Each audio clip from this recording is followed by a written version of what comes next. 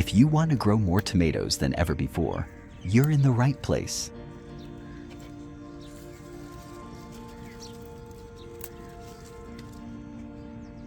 In today's video, I'm going to share 3 simple but powerful tips that will multiply your tomato harvest by many times.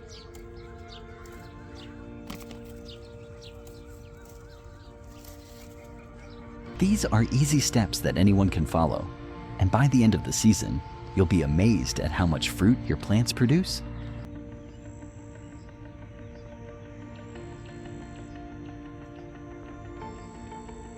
So, make sure to watch till the end, and don't forget to like, share, and subscribe for more gardening tips.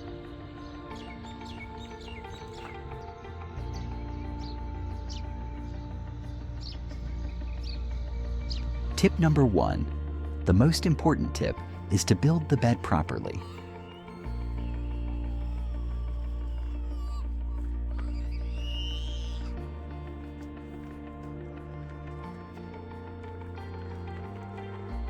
This is going to be the foundation that decides how big and healthy your tomatoes will grow.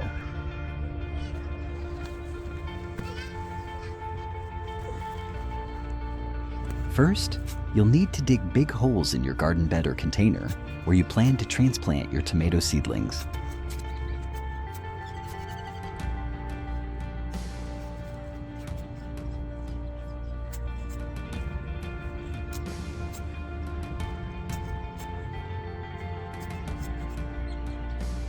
The size of the holes should match the size of your plants.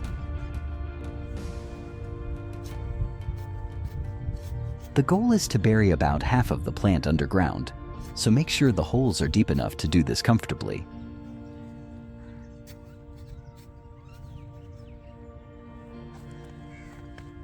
Also, keep each hole about 10 to 12 inches apart.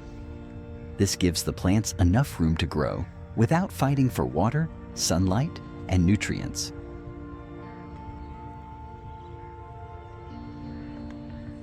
Once the holes are ready, drop a handful of vermicompost into each hole.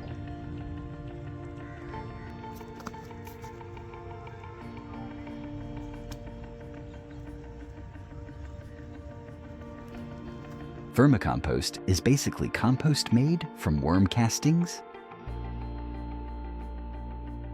It's full of useful nutrients like nitrogen, phosphorus, and potassium.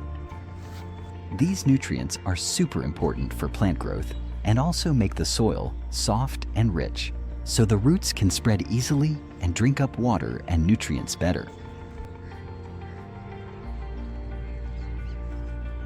By adding vermicompost at the time of planting, you are giving your tomato plants a nutrient-rich bed to start growing strong right from day 1.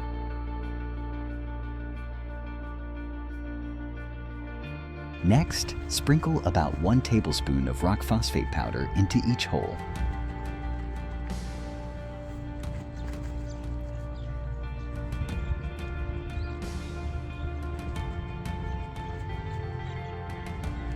Rock phosphate gives phosphorus, which is a key nutrient for strong root development and flowering.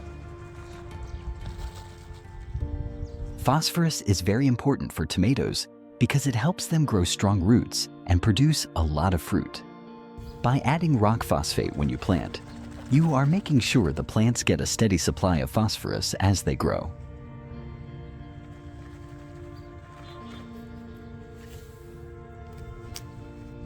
Now mix the vermicompost and rock phosphate into the soil at the bottom of the hole.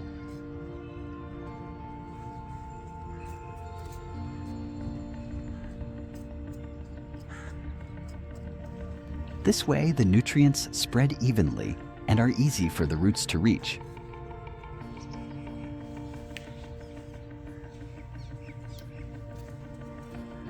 Once you have mixed them well, water the hole thoroughly.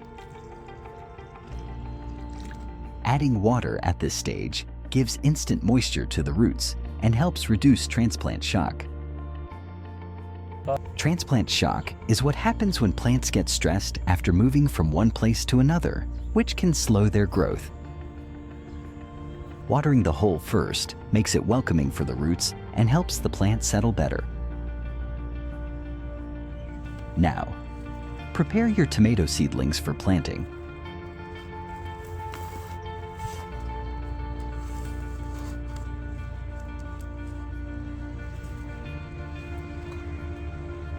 Gently remove the lower leaves from each plant and keep only the top few sets of leaves.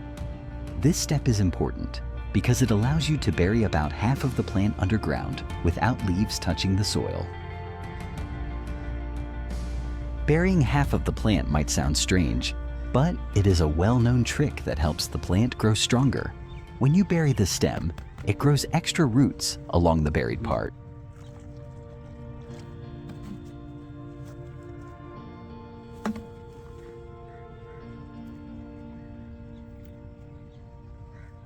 These extra roots help the plant absorb more water and nutrients, making it stronger and more productive. After planting, give the tomato seedlings another good watering.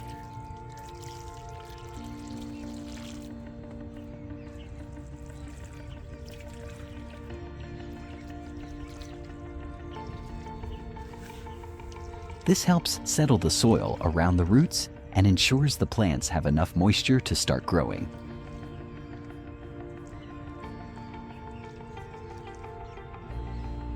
Watering properly at this point also removes air pockets in the soil, which can dry out the roots and slow down growth.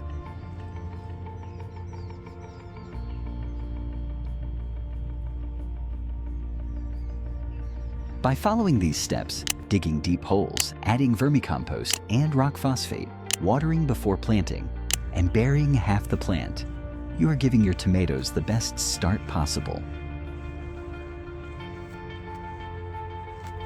These small but powerful steps can make a big difference in how healthy and productive your tomato plants are.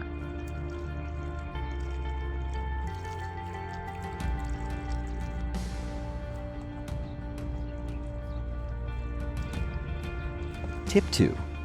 After just 15 days, we are going to give them a nitrogen-rich fertilizer. And here is how you can make one easily.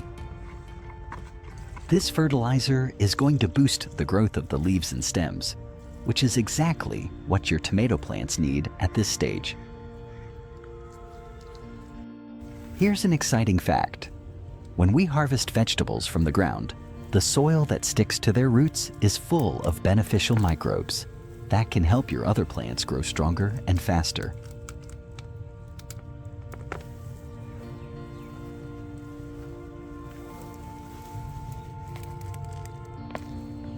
Yes, you heard that right.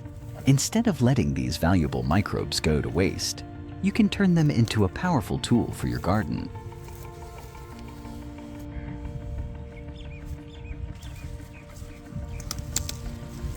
When you pull vegetables out of the ground, a small amount of soil from your garden bed comes with them. This soil is full of life, with good microbes that are essential for healthy plant growth.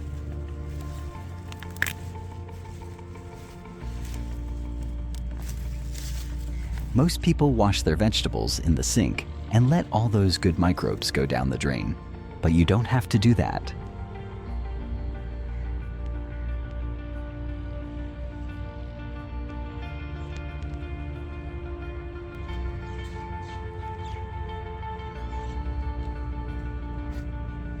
Instead, grab a clean bucket and fill it with non-chlorinated water. Make sure the water is free from chlorine because chlorine can harm the beneficial microbes. Now, wash your freshly harvested vegetables in this bucket.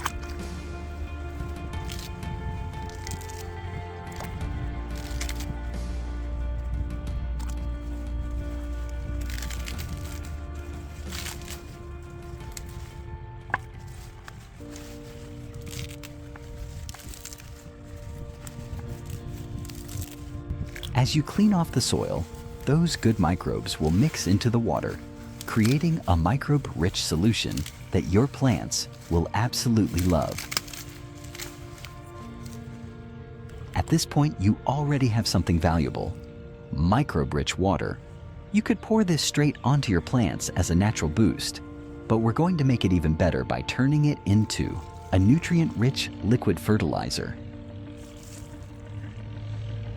Take the leaves or any parts of the harvested vegetables that you don't plan to eat, like carrot tops, radish leaves, or outer cabbage leaves, and chop them up.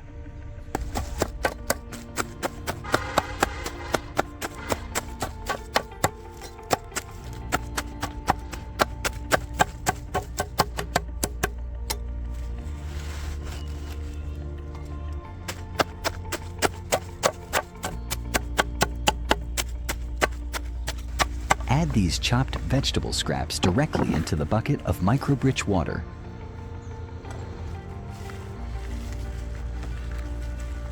This step not only boosts the nutrient content of your liquid, but also ensures that no part of your harvest goes to waste.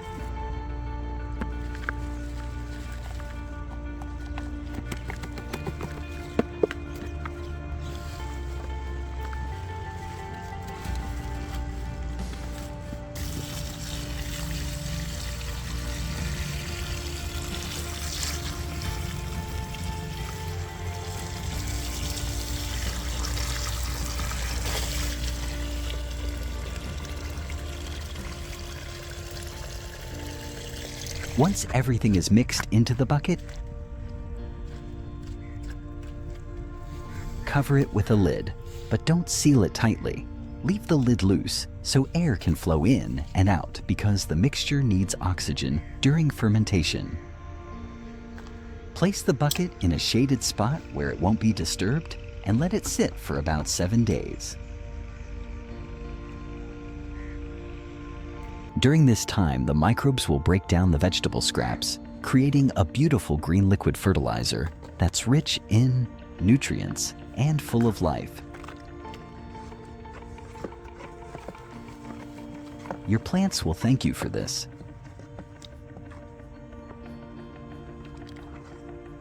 After 7 days, your homemade fertilizer is ready to use.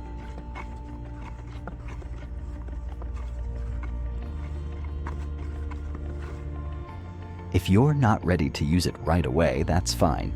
You can store it in the same container for as long as you need.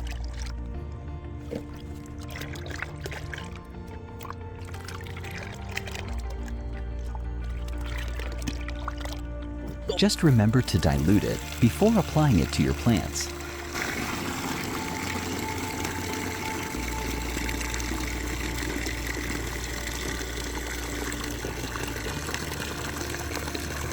The best dilution ratio is 1 part fertilizer to 10 parts water.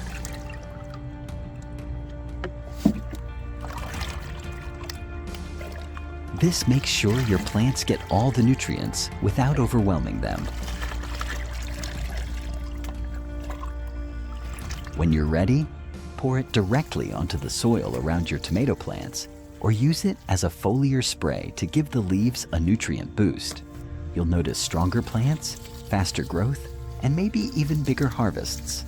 This method not only recycles the nutrients from your harvested vegetables, but also makes your garden more sustainable and alive.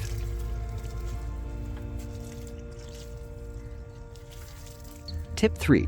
Proper pruning of tomato plants can make a huge difference, but many people get this wrong. Incorrect pruning can weaken your plants and reduce your harvest.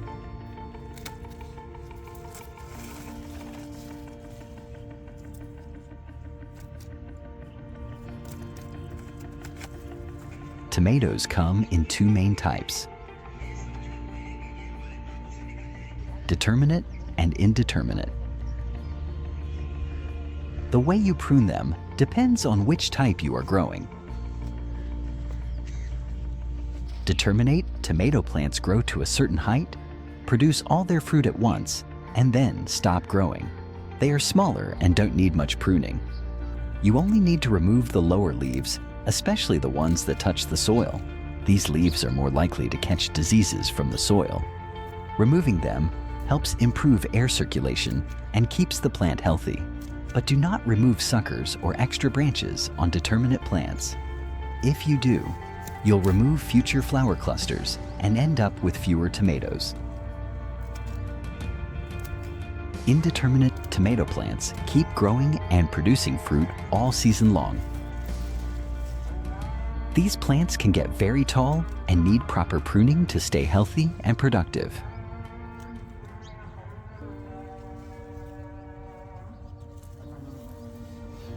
First, remove the lower leaves just like we did with determinate tomatoes. This helps prevent disease and keeps the plant strong. Next, remove the suckers. Suckers are small shoots that grow between the main stem and a branch. If you let them grow, they will turn into full branches, making the plant bushy and overcrowded. This reduces airflow and wastes the plant's energy.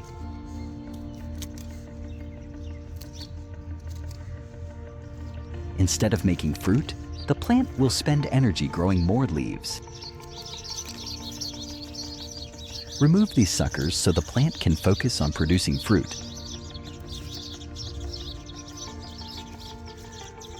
But be careful. Don't remove everything. Keep only 2 to 3 strong main branches and remove the rest. By understanding how to prune both types of tomato plants correctly, you can boost your harvest by many times. Your plants will be healthier, stronger, and loaded with fruit.